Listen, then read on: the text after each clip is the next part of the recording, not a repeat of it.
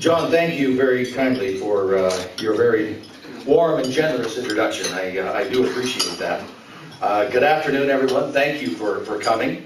And thank you for the Chamber for giving me this opportunity, which I think is, it started in 2001 or 2002, so it's been just about a decade.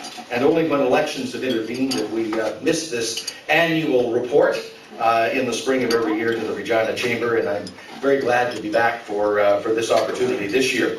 This, of course, is a very busy week in Regina with the Victoria Day holiday and the royal visit, celebrating 60 years on the throne for Queen Elizabeth. This year of 2012 also marks the 60th anniversary of the old age pension in Canada, the 30th anniversary of our Canadian Charter of Rights and Freedoms, and the 100th anniversary of the Saskatchewan Legislature, the Regina Cyclone, and the sinking of the Titanic. And if you'll forgive me one partisan note, I can't resist, 2012 is also the 100th anniversary of the one and only time in the 20th century that a Conservative government actually balanced a budget in Canada. It happened only once. The year was 1912. The Prime Minister was Robert Borden. He inherited his surplus from Wilfrid Laurier, and he kept the books balanced for 1 year. Now I got that off my chest. I'll come back to fiscal issues just a little bit later. First, I wanted to tell you where I've been for part of May. All of last week, I was a member of the House of Commons Standing Committee on Foreign Affairs, traveling in Ukraine. This is a country that matters a great deal to a lot of Canadians. Ukrainian emigration to Canada started over 120 years ago. Laurier was a great defender and promoter of Ukrainians in Canada. Today, 1.3 million Canadians trace their family heritage to Ukraine, including 13% of Saskatchewan's population. Ukrainians are prominent in all walks of life, from premiers and lieutenant governors and governors general to nuclear physicists and business leaders, and most importantly, Saskatchewan roughriders. The world rejoiced when Ukraine gained its independence from the former Soviet Union exactly 20 years ago. Canada was the first Western country to offer diplomatic recognition. And we cheered the Orange Revolution in 2004 that brought the beginning of democracy and a market economy. But since then, further progress has been slow, and some initial gains have been lost. Corruption is a big problem. Academic freedom, religious freedom, and freedom of the press are under constant pressure. Democracy, human rights, and the rule of law are in jeopardy. The judicial system is being used as a tool of political oppression. With more elections just 5 months away, the two principal leaders of the opposition are in jail. Our parliamentary committee visited Kiev and 2 other cities, held extensive hearings. We listened to government officials, opposition leaders, the clergy, academics, the media, NGOs, civil society, business people, and the families of the jailed political leaders and their lawyers. The bottom line is this: Ukraine is obviously facing huge challenges. Success is far from a sure thing. But hope springs eternal. Ukrainians yearn for genuine democracy and freedom, and Canada can help by pushing incessantly for the release of those political prisoners and independent medical attention for them in the meantime, by providing at least 1,500 election observers, as has been requested for this summer and fall, by adjusting Canada's foreign aid program to focus more on democratic development and civil society in Ukraine, by encouraging Canadian broadcasters, both public and private, to help foster honest, independent news coverage in Ukraine, by making any free trade agreement conditional upon sufficient progress being made on democracy, and by taking the lead in the G8 and the G20 to combat money laundering in Ukraine and to obstruct the travel and illicit business activities of oligarchs and corrupt government officials. All of these things Canada can and should do to make a meaningful difference. Just wringing our hands is not enough. That visit, 1 week in Kiev, Kharkiv, and Lviv, drove home to me what a privileged place this Canada of ours really is. How our democracy, our rights and freedoms are so special, so precious, and how by and large we take all of that for granted. But we shouldn't. Millions upon millions of people around the world would give their eye teeth to have the right to vote like Canadians do. And those untold millions would be astonished that barely 60% of us bother to go to the polls when we have the opportunity. There are, no doubt, many reasons for that malaise and indifference, and no doubt all political parties share the blame. But today I want to concentrate on two factors: notions of impunity in politics and the politics of polarization, which I think are a big part of what's wrong with Canada's political system today. Now, Mr. Harper is very happy to remind us, as he frequently does, that he won a majority government last year, and he claims a very strong mandate. A majority of seats in the House of Commons, yes. But majority support among Canadians? Not even close. Only 60% of eligible Canadians voted, and the government got barely 40% of that 60%. So their mandate comes from just 24% of eligible voters. 76% of eligible Canadians cast their ballots for somebody else, or, more seriously, didn't vote at all. Ambiguous mandates like that require careful, thoughtful interpretation. They should not be exaggerated. The government should not use sheer numbers to do whatever it wants with impunity, without regard to what anyone else thinks or holds dear. Attitudes of impunity lead to some bad things, like excessive ministerial behavior. Minister Oda's costly orange juice and those limousines at $1,000 a day. Or Minister Clement's ornamental gazebos and the sidewalks to nowhere in Muskoka. Attitudes of impunity lead to violations against democracy. Honest, decent questions asked in question period in Parliament should be answered, not just sloughed off. Parliamentary committees should not be forced to go behind closed doors, ironically to do the public's business in secret whenever the topic becomes problematic. Closure rules should not be used at every turn to shut down reasonable debate.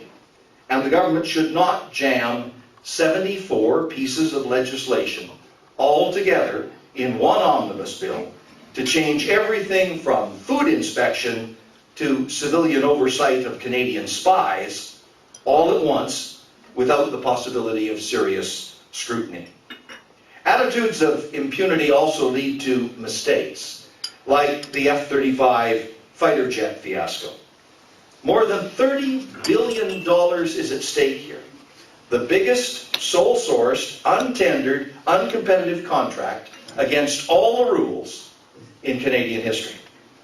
The Auditor General says this file has been badly managed, with the government keeping two misleading sets of figures. And the Parliamentary Budget Officer says it was a deliberate attempt to conceal the truth. That's the sort of thing that flows from an attitude of impunity, from the notion that might makes right. You know, we've got the numbers to force our will, so no other views are really worthy of consideration. Another policy example is the government's plan to cut back old age security. As I said, this year the OAS is 60 years old. It took a constitutional amendment back in 1952 to bring it into effect. Without consultation, the government now plans to delay eligibility for OAS. If you are under 54 today, you will have to wait beyond the age of 65 to begin your old age pension benefits. For some people, that's fine, that's okay. But for many, it's not. And I think there are 5 things wrong with this major assault on retirement incomes. First, it does break a direct and explicit promise that was made by Mr. Harper in each of the last 3 elections, 11, 08, and 06. Second, it's an attack exclusively on the lowest income, most vulnerable, older Canadians. Wealthy people are not affected. 75% of those who receive the old age pension live on incomes of less than $40,000. Without it, poverty among seniors would increase by 1/3. The worst affected will be elderly women living alone. Third, this age change is, from an actuarial point of view, entirely unnecessary. Economists from UBC, from the University of Calgary, from York University all agree, as does the Organization for Economic Cooperation and Development, both the Fitch and Moody's rating agencies, and the C.D. Howe Institute on the right, and the Centre for Policy Alternatives on the left, and the government's own actuaries that work for OSFI, and the Parliamentary Budget Officer. They've all run the numbers, and they all say the OAS is sound as it is. It ain't broke, so don't fix it. Fourth, this age change does not actually save public money overall. The needs of low-income seniors are real, and delaying the age doesn't make those needs go away. It just shifts the cost burden onto provincial welfare programs. And fifth, if the government is really aiming to cut off the cost burden from that big bulge of retiring baby boomers, well, they're already too late. By the time this age change gets fully phased in over 17 years, most of that boomer bulge will already have passed through the system, and OAS costs will be declining naturally in any event. This decision is, I think, primarily ideological. It's a reflection of Mr. Harper's view that the federal government should not largely be in the pension business. And it flows from that sense of impunity that ignores 2/3 or more of Canadians who oppose this policy idea. So impunity leads to bad governance. And so does the tendency toward polarization in our politics.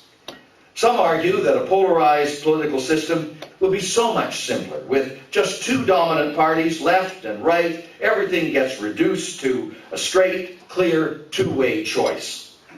They're mutually exclusive, no complexities. Black, white, right, wrong, good, bad. Simple, right? Well, maybe, but better? Not so much. If you want a good illustration of what deep polarization gets you, take a look at the political and economic trouble that currently prevails in the United States. Their partisan environment is absolutely toxic.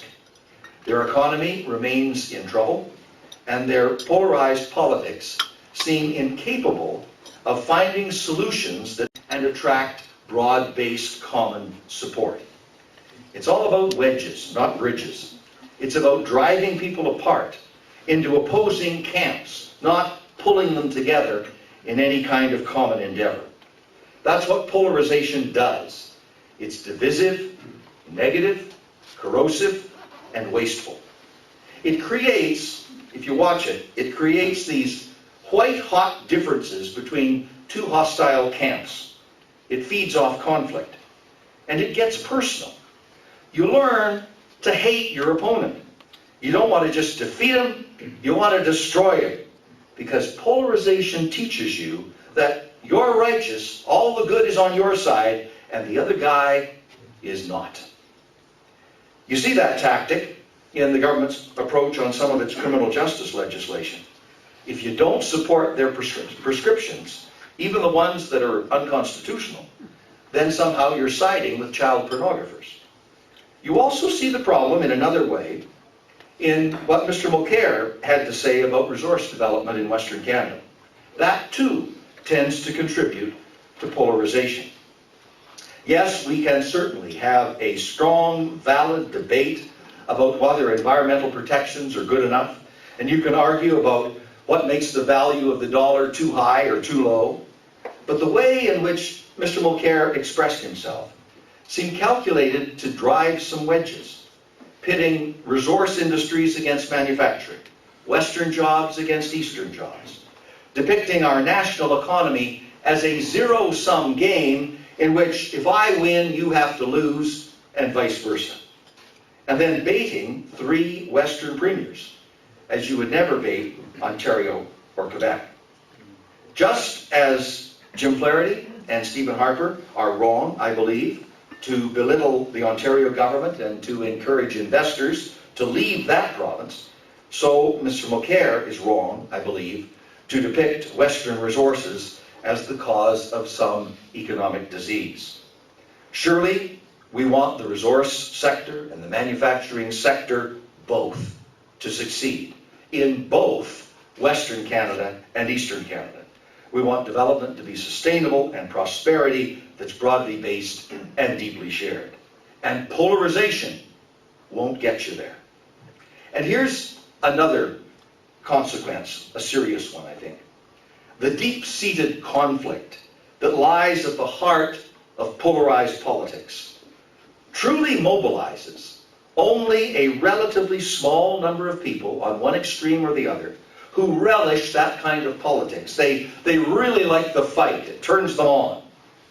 But it also turns off large numbers of other people. They don't hold extreme views. Perpetual campaigning is not their thing. They don't like polarization or the conflict it breeds. So what do? They just drop out of the political process. And on election days, those are the people who stay home. But here's, I think, the good news. Canada is far too complex a country, too subtle and nuanced, too fundamentally decent, too full of hope and ambition and opportunity and goodwill, to be content for very long with the wedge politics of division or greed or envy or fear. People will look for something better.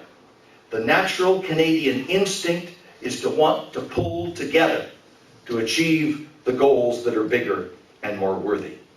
So from a liberal perspective in Parliament, I think we need to do 2 things.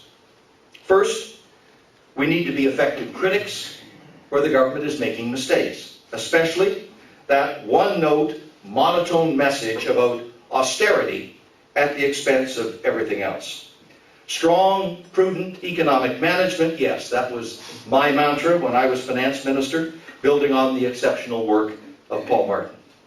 But as with old age pensions, many of the government's cuts that seem to be announced almost on a daily basis seem very strange. Food inspection and labeling, environmental protection, maritime search and rescue, border services, prison safety, Aboriginal peoples, statistics, archives, libraries, and science. All of those things have been cut, and the list goes on. And Saskatchewan seems especially hard hit.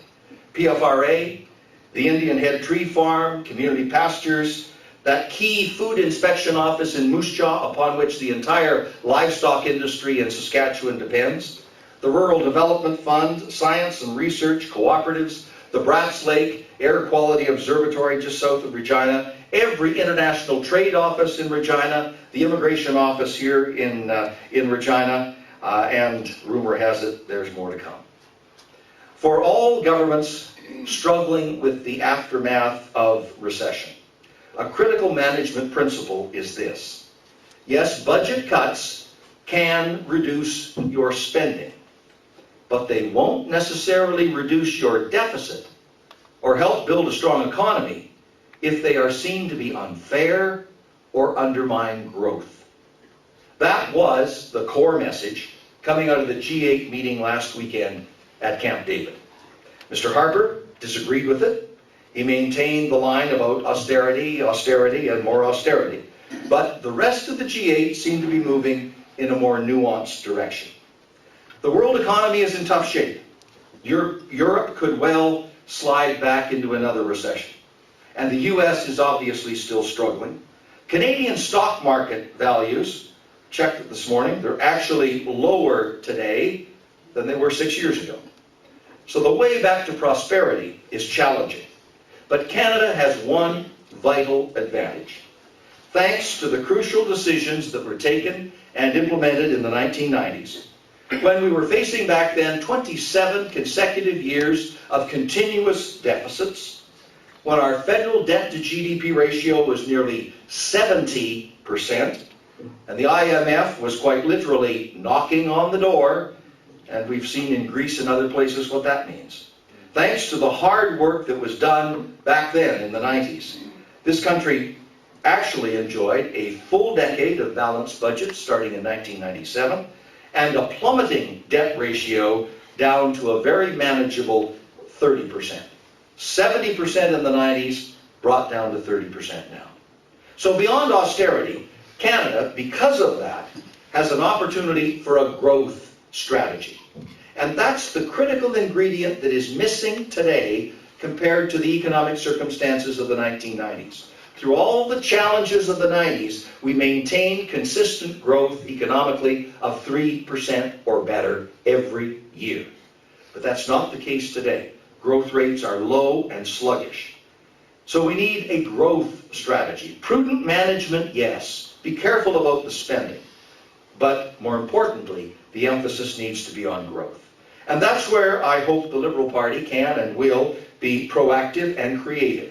How and where to invest for growth, productivity, competitiveness, and world-class excellence. I believe education, higher learning, and skills need to be a top priority. We need to beat down barriers to education because we will thrive on the quality of our brain power. We need to build a smart workforce and a more inclusive workforce that better engages and retains young people and women, Aboriginal people and new Canadians, the disabled, and those who are left on the margins. Science, research, and innovation need to go hand in hand with that, as does fact-based, evidence-based decision-making. We need more modern infrastructure and trade links that connect us far better to the world's fastest growing economies, especially in Asia.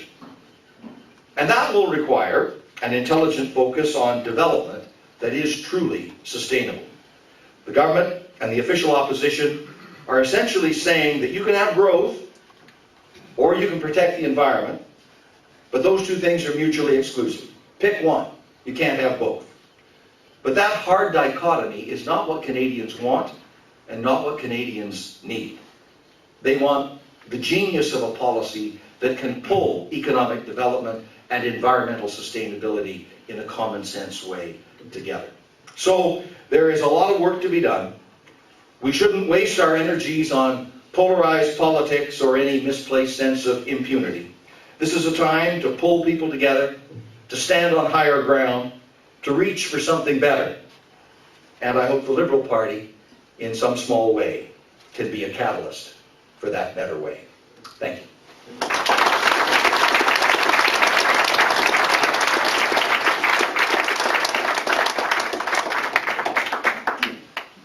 Thank you, Ralph. I've got a few questions for you. One of them I've asked you before, a few years ago. Two of the same. What are your views on the immigration changes that have just taken place? What's needed, I think, is a sensible balance. And the trouble with the immigration changes, as with, I understand the EI changes this morning, which I don't know the detail of, but one principle is the same, is that the government is taking a lot of arbitrary power to itself to be able to make changes without any further reference to the public or to Parliament or any form of outside external scrutiny.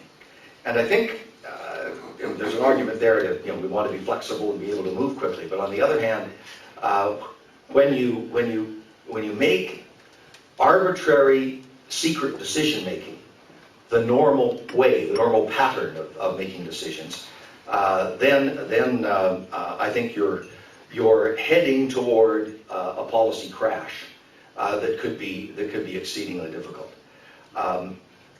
The government apparently wants to focus almost all of the new immigration on the highly skilled class within the immigration categories.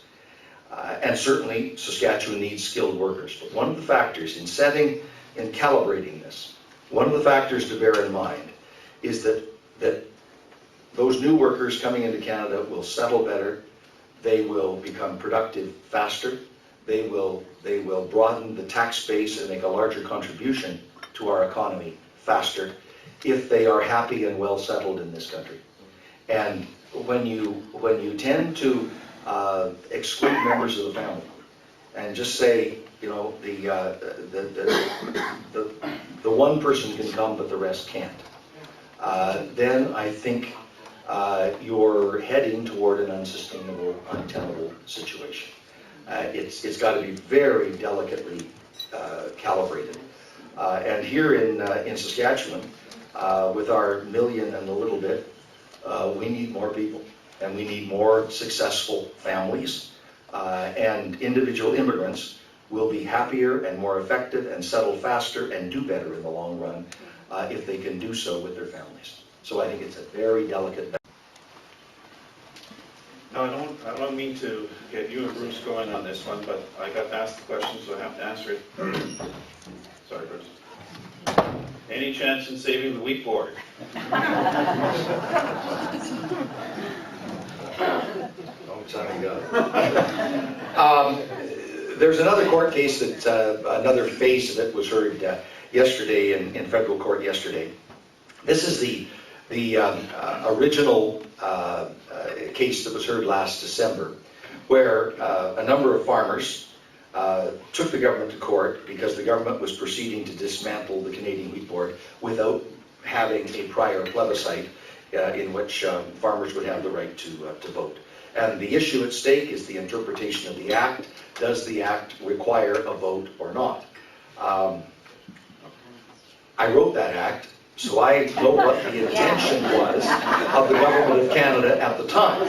And clearly the intention of the Government of Canada was, if ever any future government is going to change the marketing mandate of the Canadian Wheat Board, either to make it bigger or smaller, then first of all, you have to ask farmers whether they approve of that specific change. That was the intention of the law. The case, the judge of the federal court that heard the case and handed down the judgment last December ruled that that is in fact what the legislation intended. It didn't say the government cannot change the mandate of the Canadian Wheat Board. It simply said, if you want to, first of all, ask farmers. And if you don't want to ask farmers, it's very simple. Amend the Canadian Wheat Board Act and delete Section 73(1) that gives farmers the right to vote. The point is, the government can change the law, but until it changes the law, it can't break the law. That's the point, as the judge found it in the judgment last December. That's now under appeal. There's another hearing argument before the federal the Court of Appeal yesterday in Ottawa, and we'll see where it goes. It's going to be a very difficult challenge here, one way or the other, if the ruling is in favor of the farmers who are challenging the law. Trying to sort this out after the fact is going to be like trying to unscramble eggs. But it just underlines the point. If you want to change the law, follow the law and do it the right way.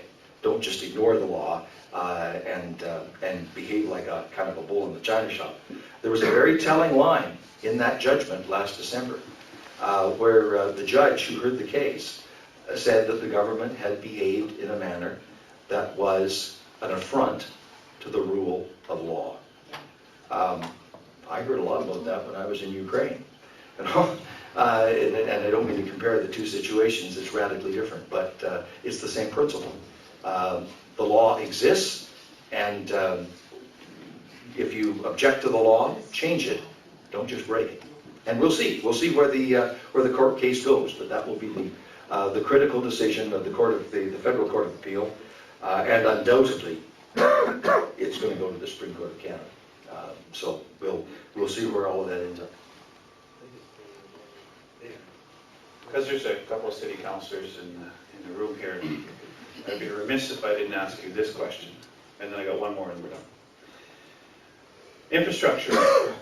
Mayors throughout the country have been screaming really that there's a deficit that needs to be addressed, and it can't just be property taxpayers that address this issue. What are your comments on that? Well, the number is a bit of a movable feast, but it's in the billions of deficit in terms of the infrastructure backlog. We were discussing that a little bit at lunch, and the vast majority of municipal infrastructure in this country was built in the 1950s and 1960s, and it's wearing out at an increasingly rapid rate. So it's going to take a significant amount of new investment, and it is beyond the capacity of property taxes to be able to bear that burden. Probably beyond the capacity of business taxes to bear that burden too. So I think you do need a three-way partnership: federal government, the provinces, and the municipalities. And we've got the model for how to do that right. It's the gas tax transfer. This was something, I'm pleased to say, was in my budget in 2004 and 2005, when we said that a portion of the federal excise tax on gasoline will be transferred automatically every year to Canada's municipalities, and it will escalate over time. It's now 50% of the amount of money that the federal government collects from the excise tax on gasoline flows automatically every year to the municipalities across the country. I think we should probably get to the point where we say that the gas tax collected federally should be entirely transferred to municipalities. So it becomes a new and much larger guaranteed revenue stream for municipalities. But it's still going to take national and provincial investments beyond that. We've got to do it in a sensible way that's paced out over time.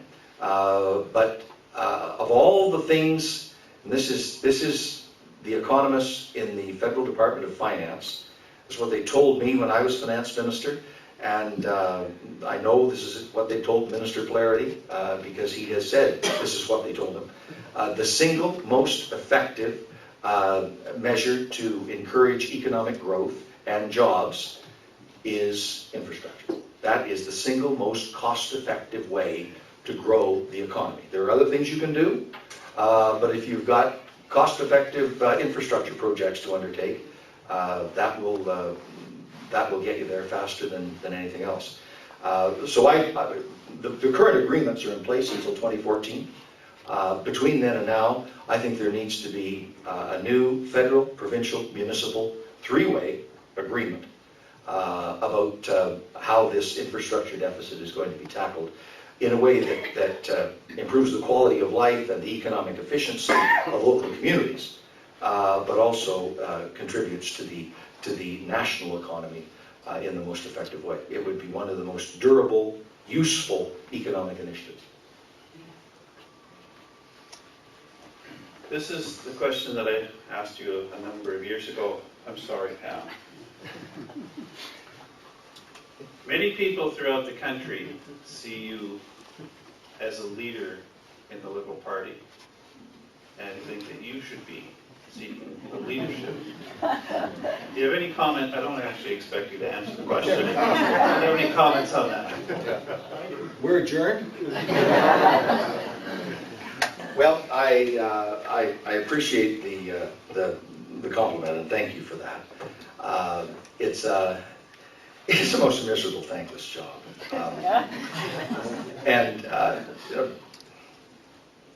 The process that the Liberal Party will undertake will start in June. The National Executive will decide the rules that will apply for the future. And the process has to conclude by no later than June of next year. Probably it will conclude faster than that, but at the very least, there'll be 1 year here of leadership process. I think the party will generate several very interesting, very colorful, very exciting candidates. And I hope that it is a wide open, vigorous campaign that gets the juices flowing again for what the Liberal Party wants to contribute to the future of Canada. I suppose whenever one of these things comes around, you think about whether you want to participate in it yourself. And I suppose I'll think about it. But I think the party will put forward a remarkable slate of candidates, and Canadians will have some very good people to choose from. What did he say? What did he say? Normally I No, I couldn't possibly repeat that.